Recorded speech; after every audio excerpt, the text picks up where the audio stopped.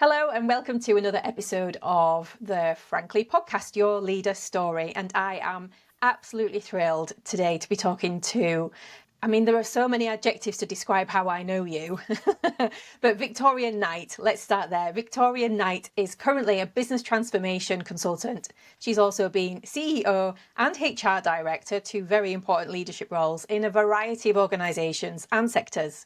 But the one thing that unites all of her work is her commitment to being a people-centric leader. Welcome, Victoria. Welcome to the podcast. Great to have you on.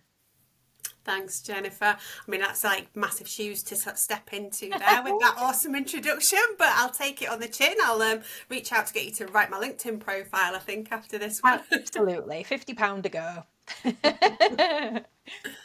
So let's start at the beginning. So this podcast is all about your leader journey. So when you were younger, did you ever dream about becoming a leader? Does anybody ever dream about becoming a leader? Not many. Who do you want to be? Yeah, no, definitely not. I remember having like weird aspirations when I was younger of being a brain surgeon or a dentist, neither of which that I fulfilled, just to be clear. But never did I kind of set my sights on kind of going, I want to lead people or whatever that might look like. I think probably typical to a lot of other people out there that find themselves in leadership roles, it's something you navigate towards throughout your career, or something you end up in whether you wanted it or not, and you either sink or swim. So I'm still sat with brain surgeon and dentist and how those two things might give you some good leadership skills. Oh, well, maybe we'll unpick that as we go through. Who knows? But yeah, I think that's consistent, certainly with everybody I've interviewed so far on the podcast. Nobody said they had it on their vision board as a kid, like top 5 jobs they wanted to have when they were older. Yeah, non-defined leader. Yeah, I want to be a leader. What does the word leader mean to you? I think it can mean lots of different things, and I think when I kind of looked at this, it was very much, for me, it's about being able to harness a group of people, whether that's in a work situation, a non-work situation, but being able to harness a group of people behind a common cause. You get leadership in all walks of life, right? And when I kind of dial things back to kind of when I was in my early career, not in a leadership role, you can still become a leader of a group of people delivering something, if that makes sense, without being what's, I suppose, typically defined as a true leader in the sense of the leader of an organisation kind of capacity. I think as my career has developed, leader has taken on probably different connotations to me over a period of time. I think I'll always come back to kind of what I hold at the core of me, which is that people centricity.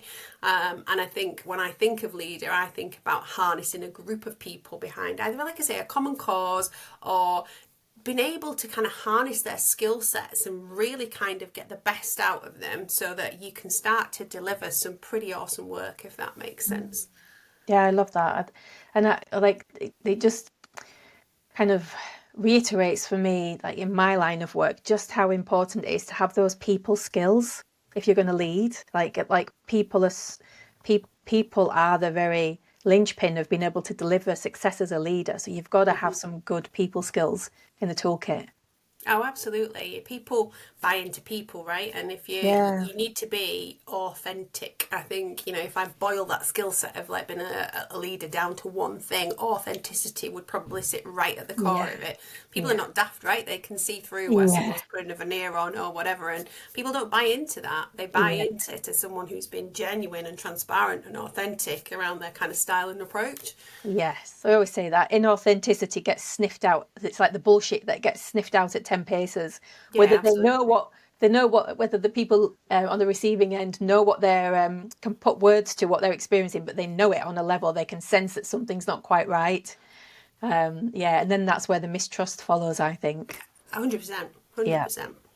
So tell us a little bit about your leader journey then. What was the first leader role for you? How did that come about? And then what leader roles have followed?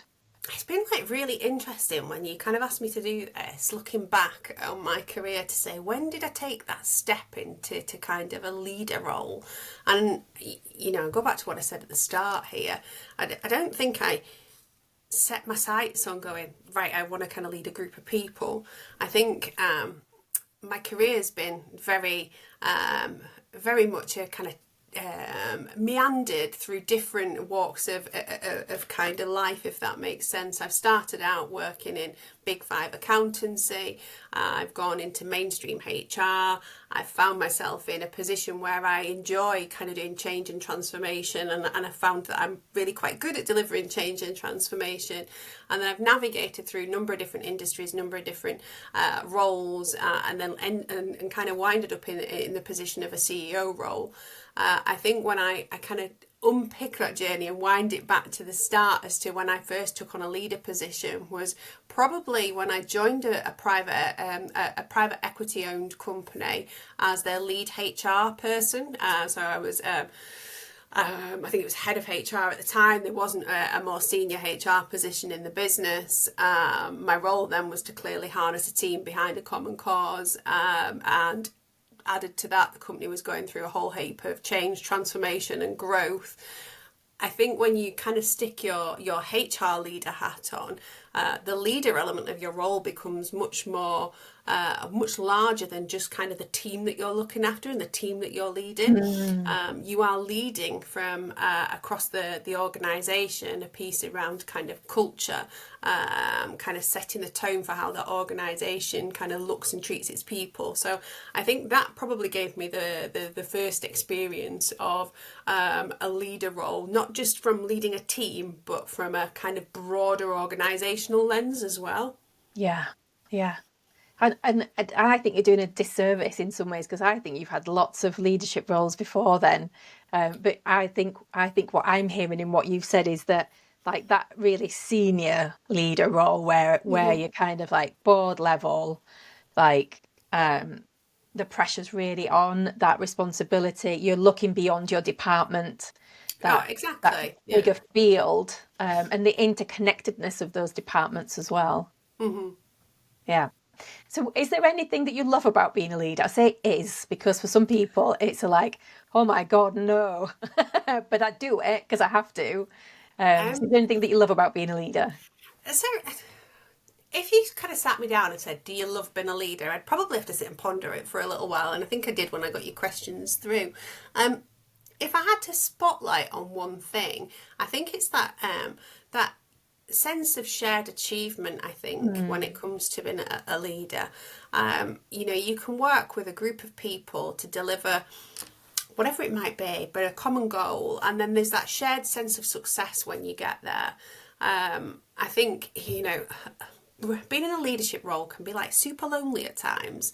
It can, and I think quite often when you're navigating through challenging times, it can be really hard, and it can feel super lonely when you're sat at the top kind of navigating some of those pressure points. The bit that I think kind of sits alongside that and counterbalances that is when the successes are there. That's something that really you can kind of feel really elated about, and it's not necessarily about the success of you as a leader, but it's the success of the collective organisation, if that makes sense. That for me is a big tick in a box as to something that I would say gives me a lot of joy about delivering a leader role.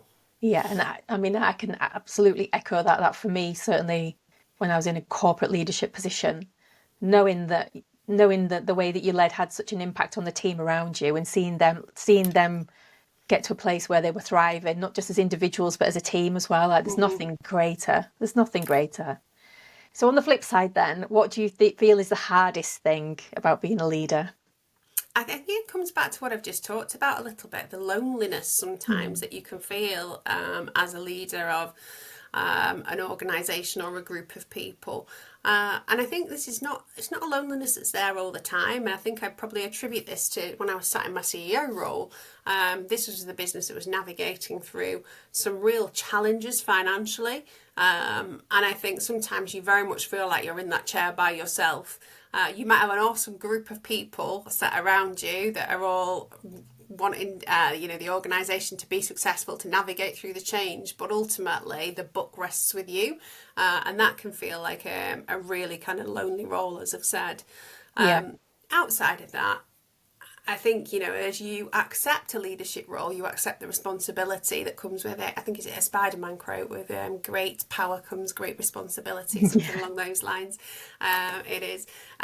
You know, that for me is when you walk into that role, you accept the responsibility that comes with it. But at times you need to make sure you've got a network around you that you can kind of lean into for sharing ideas, you know, a little bit of sanity checking on occasion, or just a little bit of can I just do a bit of a brain dump and get a few things out of my head and into somebody else's? And it might not necessarily be with somebody in your organisation. I know we've worked together on a coaching basis as an example, and I think sometimes as a leader having that mechanism in place can be really helpful in terms of it feeling like a less lonely role. Less lonely role, yeah. And that the thing that's been really surprised me on one level that's been common across everyone I've interviewed so far is the loneliness message. Like Really. everyone has mentioned it, how lonely it can feel, that you feel the book stops with you, and that in some ways there's an element of that loneliness is feeling like they need to protect other people from some of the pressures you feel as a Yeah, leader as well. absolutely. Yeah. So just changing gear a little bit then, if you were to look back over your experience of being a leader, what do you think's the biggest lesson that you've learnt? I think we've touched on it already, and it's authenticity. Don't try and be somebody that you're not, because to your earlier point, people sniff through the bullshit, right? And you know, one thing I've always prided myself on is what you see is what you get. Yes, we'll adapt our styles to, you know, harness the best out of people, but you should never lose kind of your true authenticity. Mm, Transparency is the other bit that I would also mm, shine a spotlight on. I think so often organizations get it wrong where they don't give enough people information. You want people, you want your workforce to kind of come on a journey with you, but give them the information that helps them to get there. And I totally get you can't be 100% transparent all the time, and nor would I advocate for that. But a level of transparency that allows people to kind of get on board with the direction of travel, for me, is paramount to kind of being successful as a leader. yeah, definitely. And I'd echo that as well. I think for me, as I'm listening to you, you're in the realm of integrity. So authenticity, honesty, getting real. It's 100%. all that like, we're going to be honest with you. We're going to treat you like adults. We're going to be honest with you. We're going to tell you what it is. And we're going to tell you what we're going to do. And then we're going to do it. And if we don't do it, you can hold us to account too. It's that, like, guys, we're all in this together. No, But it's about absolutely. doing the right thing. Yeah, so often you kind of get organisations that kind of lead their workforce with this parent-child mentality that just doesn't work. And I think more so now with younger generations coming through, there is a much higher expectation to be treated on an adult to adult basis, which, let's face it, we are all adults, right? So we Yeah. absolutely should be treating our workforce in the same way. But there is a much higher expectation that kind of younger generations coming through are holding their leaders to account to be authentic, to be you know, to offer transparency, let them in and explain it, you know, you want us to do something, explain the why rather Yeah. than just kind of the get on board with the message. Yeah. And I think there is a different expectation coming out from the younger generations now coming through the working world in terms of what they expect from a leader. Yeah, no, that brings us really brilliantly onto like perfectly timed segue to the next question, which is about starting to think to the future. So like the in the future, what are those skills, competencies, confidences that leaders need to have in terms of what they've got in their toolkit to make sure Yeah. that they can face into that future that's coming, you know, changing Yeah. demographic being one of them. No, absolutely. You know, we've talked enough about authenticity and transparency. I think we've cited those a few times, and this is where I genuinely feel, coming from a HR background, you hold so many things in your toolkit that are really, really helpful in terms of kind of being a leader of an organisation. I think as we start to embrace much more in the technology space, you know, AI is everywhere, right? In terms of helping us to do our jobs in a slicker, more efficient manner. This is where we really need to focus in on kind of the softer skills, as I would call them. Mm, So empathy, We've talked around authenticity and transparency, that ability to adapt your style to different audiences. It's very much these skills that I think will be absolutely tantamount in kind of leaders being successful in the future, as they're adapting to kind of new generations coming through or younger generations coming through, and blending that with kind of the use of technology as well, which in theory makes people kind of more efficient, slicker at doing their jobs in other ways. And we kind of get that real nice balance of both kind of things there, where we're kind of harnessing the best of technology, but then harnessing the best of our softer skills as well, to really kind of take an organisation forwards. Yeah, I think that's a really important message as well for leaders that are worried about the role of AI as leaders and what that means for them. And, at the moment, AI can't do relationship skills, and it can't do adapting in the moment to different people's needs, to being able to, centering myself as a leader so that I can respond to whatever comes to me. That's stuff that AI can't do. I think it's important to know that there's a role for both and a place for both. Yeah, absolutely. Yeah. I mean, I always come back to you all know when you're dealing with like kind of one of the chat robots, right? The chatbots. You know when it's AI versus actually speaking to a human being. You cannot replace the human element of interaction with kind of a workforce. You just can't, in my mind. So is there anyone that you look to for inspiration when it comes to leadership?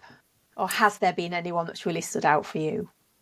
So this for me was a really hard question to answer, and I don't think there's any one individual that I would kind of say, right, that person I would stick upon a pedestal and say I learned everything I know about being a leader from that individual. I would describe myself a bit more like a magpie, in terms of I love to observe people. It's something that I've done all my life. I am that person in the airport behind my book doing a bit of people watching. Absolutely. And I think I've done this throughout my career. We've all seen like good leaders and bad leaders, right? And I think you need to learn from both. This is not just a case of let's collect all the good stuff from the people that we've seen demonstrate really good qualities as a leader. It's also about kind of recognizing when you see poor leadership and saying that's not where I want to be. And I think throughout my career I've been really fortunate to work with some pretty awesome leaders throughout kind of many of the roles that I've had, and whether that's been people that I've worked with directly or people that I've observed kind of working with other teams. And as I say, I am one of those. My toolkit is always expanding because you drop more and more things into it that you can then use at the appropriate times, and some will be good for you to use, but some won't resonate with you. They may work for an individual because it's their particular style and their particular way of delivering something, whereas actually if you try and embrace a way of working yourself, it might not come across as authentic and therefore it would fail. And I think sometimes being a leader is about trying on the different hats, right? It is. And sometimes you need to try new things to understand whether it's something that actually works for you, or whether it's something that's actually that's not for me. It doesn't come across as genuine, doesn't come across as it works, and actually I need to kind of move that one off to one side. So collect them from all over. And I think I really echo that and love what you've said there about like that you're always learning and you're constantly collecting and gathering and testing and refining, because the world that we're operating in isn't staying static. Like the one thing that's true is the uncertainty of our world, and that things are constantly changing and evolving. So you've got to stay open to keep learning, and what might have worked for 10 years and suddenly one day you're like, oh, well, that's not going to work anymore. Get something new in. And you adapt to environment as well, right? So, let's not overlook, it's been quite eye-opening to see some of the stuff coming up in socials over the weekend with 5 years since we went into lockdown, right? Think of how we adapted our styles as we went through things like COVID, where suddenly you're not in front of an audience. Communication with a group of people I've always found so much easier when you've got the audience to feed back off and you can kind of see people's faces. Some of that disappeared in COVID and we had to adapt as well. some people didn't put their screens on, some people did put their screens on. It's really hard to kind of get that the visual cues that you would get from kind of being in front of an audience that's like dead right in front of you. We have to continue to adapt to not just the situation but the environment and how we find ourselves to make sure that we as leaders are continually evolving ourselves. Yeah, and that I think there's a follow-on question to that, which is, in order to stay resilient and well and effective as leaders, what support do leaders need? Again, it's a good question. I think we've touched on this a little already with some of the things that we've talked about. Having a good network of people around you, whether it's your trusted people within your organisation, or sometimes that's not appropriate, right? And you kind of need people external to your organisation that you can use as your network. Whether that's a group of like-minded individuals that sit in similar roles to you that you can use as kind of a sounding board or a benchmark, or embracing kind of more formalised tools, if that makes sense. So things like a coach, as an example. I will not shy away from the fact that I have worked with you as a coach historically, and it was as I stepped into a role as CEO. And I found it hugely beneficial as having a safe space where you can go and download everything that's going on in your mind at that particular point in time, but also talk through some of the areas where you are either struggling, or you want a different perspective on how to kind of handle a certain scenario, or you've not been impressed with how you've performed in a certain situation, and helping to unpick that and seeing what you can learn from it. I think we don't spend enough time reflecting on how we've handled scenarios, and going back to say, okay, if we could do that again, what would we do differently, better? Or actually, was it completely fine the way it was? And I think kind of having those support networks and structures around you is utmost importance when you're kind of in a leadership role. I think that's a really important point, actually. You're the first person to mention that and my brain just going, trying to check, which is the power of reflection for leaders. Yeah. Like in the busyness, and most of the leaders I work with, the busyness of them, they're constantly trying to extrapolate themselves from the firefighting to get the space to be strategic for the business. Yep. And then where do they carve out any more time within all of that for reflection? But if you're not reflecting, you're not really getting to review what's working and what's not working. So you've got the risk, I guess, of all those inefficient policies, procedures, ways of working, cultural things just continuing to play out in an organisation, and everyone kind of hopping and skipping over them rather than change happening where it might make the biggest difference. Yeah, I love that reflection. So if you could do any job, if you had your time again and you could do any job in the world, what would it be? Oh, do you know what? I think I'd do something completely different to what I do today. Most people say that. So we were having, obviously we've just been chatting before we kind of started the record on this session. And Jennifer knows I thrive in an environment where it's busy, there's a lot going on, it's high pressured, you're up against kind of deadlines and so on.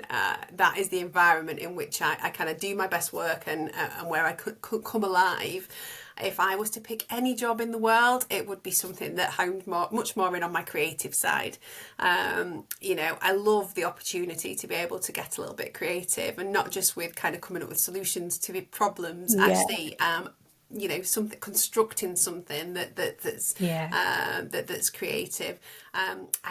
Years ago, I remember saying to my husband that I would love to, when I get into semi-retirement or a little bit down the line, maybe have a bespoke present wrapping business. It's a thing that I just enjoy doing, like at Christmas, sit down, get all the creative wrapping paper out. I used to make my own gift tags, don't really have time for that anymore, but something like that where some people don't have the time or the inclination.